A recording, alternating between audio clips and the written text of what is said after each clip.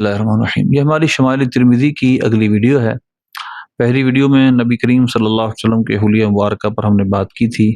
اس video میں انشاءاللہ آگے بات کریں گے، آخر تک سنیے گا۔ یہ ہمارا بہت بڑا المیہ بنتا جا رہا ہے کہ حضور پاک صلی اللہ علیہ وسلم کی بھی جو صفات والی ویڈیو ہے وہ بھی ہماری مسلمانوں کی کہلانے والوں کی اکثر ہی نہیں سنتی۔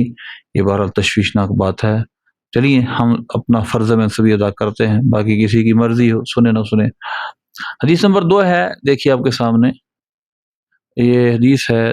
حدثنا حمید بن مسعدہ، یہ حمید بن مسعدہ البصری روایت کرتے ہیں، کہتے ہیں ہمیں حدیث بیان کی عبد الوہاب الثقفی نے، انہوں نے حمید سے روایت کیا، حمید نے حضرت انس بن مالک رضی اللہ تعالیٰ عنہ سے روایت کیا۔ حدیث یہ ہے، کان رسول اللہ صلی اللہ علیہ وسلم ربعتن، نبی کریم صلی اللہ علیہ وسلم درمیان قد کے تھے، لیس بالطویل ولا بالقصیر، نہ لمبے قد کے نہ چھوٹے قد کے، حسن الجسم، انتہائی خوبصورت جسم والے، وکان شعرہ لیس بجعد ولا سبط، نبی کریم صلی اللہ علیہ وسلم کے بال نہ جعد یعنی گھگریالے تھے، ولا سبط نہ بالکل سیدھے تھے، بلکہ آگے آئے گا آپ صلی اللہ علیہ وسلم کے بال پیچھے بھی گزرا ہے کہ سلائٹلی تھوڑے سے آپ کر لی تھے، تھوڑے سے یعنی کنڈل نکلتے تھے، تورے چندر پرو کنڈل، رحمت کی برن برسا جانا، تو وہ کنڈل والے بات، سبحان اللہ، سارے کنڈل والے نہیں کہ سخت کنڈل ہو، ہلکے ہلکے کنڈل پڑتے تھے۔ اسمر اللون اس کا معنی ہوتا ہے گندمی رنگت، لیکن اس کی ہم تشریح آگے عرض کرتے ہیں۔ اذا مشى يتقفع، جب آپ چلتے تو اس طرح محسوس ہوتا جیسا آپ بلندی سے نیچے تشریف لا رہے ہیں۔ آئیے ہم اس حدیث کی لفظ سے لفظ ایک ایک لفظ کی وضاحت سنتے ہیں۔ سب سے پہلے ہے نبی کریم صلی اللہ علیہ وسلم ربعتن، نبی پاک صلی اللہ علیہ وسلم درمیان قد کے تھے۔ اب بعض روایتوں میں مربوعن کا لفظ بھی ہے، جس کا معنی ایک ہی ہے، یعنی مراد متوسط فی القامہ، قامت کے اندر آپ صلی اللہ علیہ وسلم اپنے قد مبارکہ کے اندر درمیانے تھے۔ اور اس کی وضاحت علیہ سبی طویل بانی ولا بالقصیر، نہ لمبے قد کے نہ چھوٹے قد کے۔ اللہ فرماتے ہیں طائران قدس جس کی ہیں کمریاں، اس صحیح سرو قامت پہ لاکھوں سلام۔ طائران قدس یعنی جو فرشتے ہیں آسمان کے، وہ اس صحیح سرو قامت، نبی پاک صلی اللہ علیہ وسلم کا قد مبارک اس طرح جس طرح کے سرو کا درخت ہوتا ہے، جس طرح آپ جائیں پہاڑوں پر لمبے لمبے درخت، وہ سرو کے درخت، حضور پاک صلی اللہ علیہ وسلم کا قد مبارک اس طرح بالکل اعتدال کے ساتھ، نہ چھوٹے قد کے نہ بڑے قد کے، مربوع۔ طائران قدس جس کی ہیں کمریاں، اس صحیح سرو قامت پہ لاکھوں سلام، اور ان کے قد کی سہولت، ان کے قد کی سہولت، ان کے قد کی سہولت پہ بے حد درود، ان کے قد کی رشاقت پہ لاکھوں سلام۔ تو یہ اعلیٰ رحمۃ اللہ علیہ کے حضور پاک صلی اللہ علیہ وسلم کے قد کے بارے میں شعر ہے۔ آگے چلیے، حسن الجسم، آپ صلی اللہ علیہ وسلم حسین جسم والے تھے۔ مطلب کیا ہے؟ یعنی آپ کا جسم مبارک معتدل تھا، متناسق الاعضاء تھے، ہر عضو جس طرح ہونا چاہیے، جس طرح کے اللہ تعالیٰ کے فیصلے ہیں، اللہ تعالیٰ کی قدرت ہے، کسی کے حسن کے بارے میں بالکل سرکار صلی اللہ علیہ وسلم کا حسن مبارکہ ہر حسین سے بڑھ کر حسین تھے آپ، حسن مبارکہ سب سے بڑھ کر تو کامل و اکمل تھا۔ آپ صلی اللہ علیہ وسلم جیسا ہونا چاہیے تھا ویسے ہی تھے۔ اور آگے چلیں، کان شعر لیس بجعد ولا سبط، نہ نبی پاک صلی اللہ علیہ وسلم کے بال جعد یعنی بالکل گھگرالے، نہ سبط۔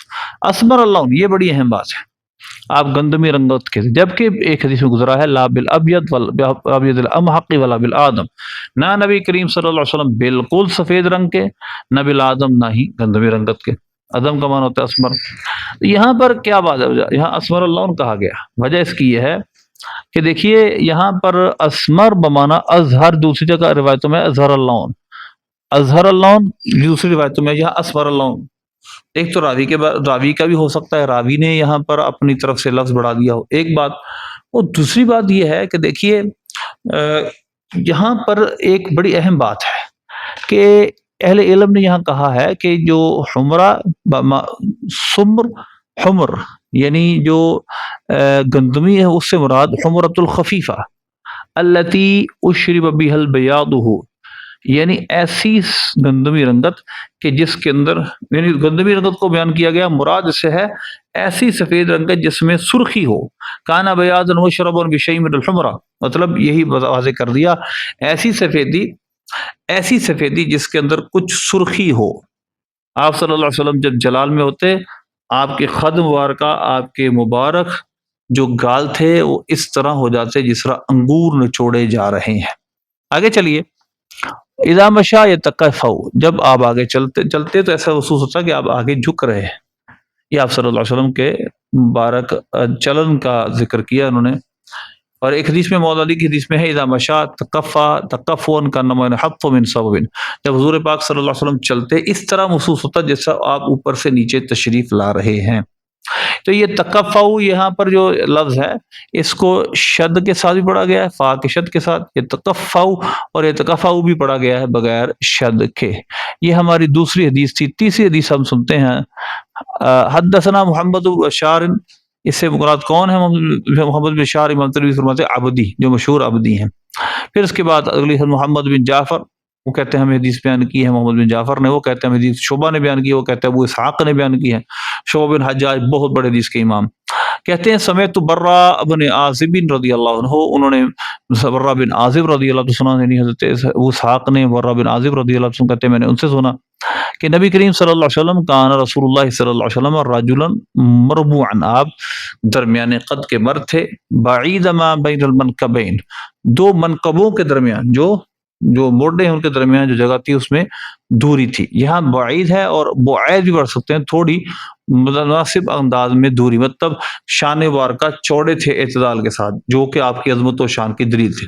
عظیم الجمہ الی شحمت اذنیہ، آپ بڑے بالوں والے اور وہ بال کانوں کی لو تک جاتے تھے۔ علیہ حلۃ حمراء، آپ صلی اللہ علیہ وسلم پر سرخ رنگ کا حلہ تھا، وہ ایک لباس تھا جو آپ نے پہنا ہوا تھا سرخ رنگ کا۔ ما رأیت شیئا قط احسن منہ، میں نے حضور سے بڑھ کر کسی چیز کو خوبصورت نہیں پایا، یعنی سرخ حلے کے اندر آپ ملبوس تھے، آپ سے بڑھ کر میں نے حسین کوئی نہیں پایا۔ اس حدیث میں رجلا مربوعا، درمیانے قد کے، جو پیچھے حدیث میں اس کی وضاحت ہو چکی، رباعتن بھی کہا گیا یہاں، اور بعیدہ، یہ مصغرن اور مکبرن دونوں طرح روایت کیا گیا، یعنی بعیدہ مکبر، یعنی اس میں یہ اس میں اکبر ہے، اور مصغر پڑھیں گے تو بعیدہ، ٹھیک ہے۔ منکب یہ وہ جگہ ہوتی ہے جہاں پر یہ کندھا اور یہ ہمارا جو ہمارے بازو ہے جمع ہوتے ہیں۔ اس کا مطلب میں سمجھا چکا ہوں آپ کا، جو سینہ بار کا چوڑا تھا یہ اعتدال کے ساتھ، جو کہ شان و شوقت کی دلیل تھا۔ عظیم الجمہ الی شحمۃ اذنیہ، جمہ کا معنی ہوتا ہے وہ بال جو کہ لٹکتے ہیں، وہ لٹکتے بال، ان کو کہتے ہیں جمہ۔ اب تین طرح کی صفتیں نبی کریم صلی اللہ علیہ وسلم کے بال مبارکہ کے حوالے سے، جمہ اور لمہ۔ اب یہاں پر پہلے وفرہ، جمہ، دیکھیے جمہ اور وفرہ اور لمہ یہ تین طرح کے لفظ ہیں۔ سب سے پہلے دیکھیے وفرہ کیا ہوتا ہے۔ وفرہ جو وہ بال کہ جو کانوں کی لو تک آئیں، کانوں کی لو تک اس کو کہتے ہیں وفرہ۔ اور نمبر دو لمہ، ما جاوز شحمۃ الاذن، جو کانوں کی لو سے آگے بڑھے اس کو کہتے ہیں لمہ، ٹھیک ہے، برابر ہے وہ منکب، یعنی کندھے تک پہنچے نہ پہنچے۔ اور جمہ ما ضرب المنکبین، وہ بال جو کندھے تک، کندھے کو چھوئیں، اس کو کہا جاتا ہے جمہ۔ نبی کریم صلی اللہ علیہ وسلم کا تینوں طرح کے بال مذکور ہیں کہ آپ نے رکھے ہیں، اور آپ صلی اللہ علیہ وسلم کے بال مبارکہ یہاں تک بھی تھے، یہاں تک بھی تھے، اور یہاں تک بھی تھے، بڑھتے یہاں تک ہوتے، اس کو کٹوا دیتے آپ، اور اکثر آپ کی کانوں کی لو تک، ایئر لوب تک آپ کے بال مبارکہ ہوتے تھے۔ ارے حلۃ حمراء، آپ پھر نے سرخ رنگ کا حلہ پہنا ہوا تھا۔ دیکھیے سرخ رنگ کے حلے کے بارے میں تو یہ مذکور ہے کہ لباس منع کیا گیا حدیث پاک میں، تو یہاں پر ہے کہ آپ نے پہنا ہوا تھا، اس کا مطلب یہ ہے کہ اس میں سرخ دھاریاں تھیں، وگرنہ یہاں دیکھیے حدیث لکھی ہے کہ آپ صلی اللہ علیہ وسلم نے سرخ رنگ کے لباس سے منع کیا۔ انشاءاللہ ہم اس سے آگے مزید وضاحت کریں گے، لیکن یہاں سے مراد حمر خالص ہے، یعنی خالص رنگ، بالکل سرخ رنگ کو پہننا منع کیا ہے۔ ہاں یہ ہے کہ اگر کسی اس کے ساتھ دھاریاں ہوں اور بھی ساتھ رنگ ہوں، اس میں سرخی دھاریاں وغیرہ ہوں تو یہ جائز ہے۔ پھر صحابی کہتے ہیں میں نے حضور سے بڑھ کر کوئی شے حسین نہیں تھی، انسان و غیر انسان کوئی شے میں نے حضور سے بڑھ کر حسین نہیں دیکھی۔ اگلی حدیث انشاءاللہ ہم حدیث نمبر 4 سے شروع کریں گے۔ اگلا درس اللہ سے دعا ہے اللہ عمل کی توفیق